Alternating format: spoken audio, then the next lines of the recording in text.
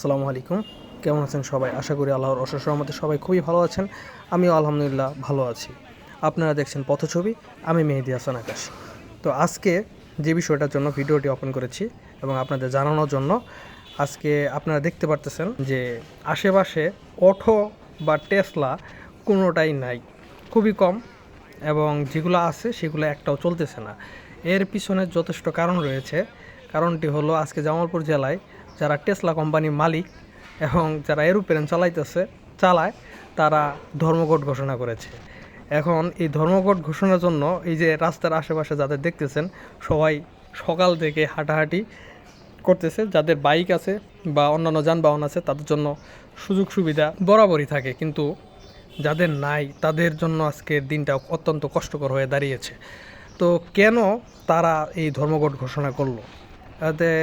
আমি যতটুকু কথা বলে তাদের কাছ থেকে জানতে পারলাম এবং শুনতে পারলাম যে তাদের আজকের এই ধর্মঘট ঘোষণা করার ফলে করার কারণ হচ্ছে যে তাদের যে লাইসেন্স, পূর্বের যে লাইসেন্স করতো তারা, তাদের থেকে এখন নাকি লাইসেন্সের দামটা বেশি নেওয়া হয় এবং জরিমানা মাফিক যেটা ছিল, যে ধরেন রাস্তাঘাটে বাইক অথবা যে কোনো গাড়ি চালাতে গেলে অবশ্যই ট্রাফিক পুলিশ আটকায় আমরা বৈধ কিনা তা যাচাই করার জন্য।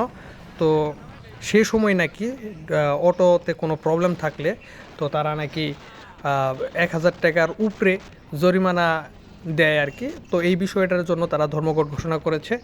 আর হলো গাড়ির যে বিষয়টা হয়েছে, লাল এবং নীল গাড়ি, সেই বিষয়টার জন্য তারা ধর্মঘট করছে। এবং মানে তাদের উদ্দেশ্য হচ্ছে যে তারা সবাই যাতে মিলেমিশে যাতে জীবিকা নির্বাহের জন্য গাড়ি চালাতে পারে, এই বিষয়গুলোর জন্য তারা ধর্মঘট ঘোষণা করেছে।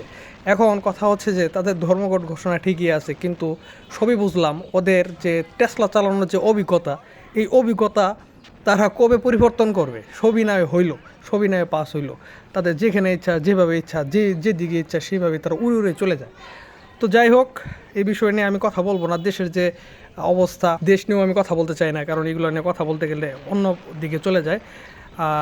তবে এতটুকুই বলবো যে আজকে তাদের দাবি অবশ্যই যদি যথাযথ যুক্তিযুক্ত হয়ে থাকে, তাহলে প্রশাসন অবশ্যই তাদের সুদৃষ্টিতে তাকাবে। তবে আজকে যারা এই বিপাকে পড়েছে তাদের জন্য খুবই কষ্টকর ছিল আজকের এই দিনটি। অনেকে পরীক্ষা ছিল, অনেকে পরীক্ষা দিতে পারেনি, আবার অনেকে লেটলতি হয়েছে। 5 রাস্তা মোড়ের এই অবস্থা, এই দেখেন 5 রাস্তা মোড়ে কোথাও অটো নাই। আর যারা শহরের বাইরে রয়েছে চিকিৎসা সেবা নেওয়ার জন্য, আল্লাহ ভালো জানে তাদের কী অবস্থা।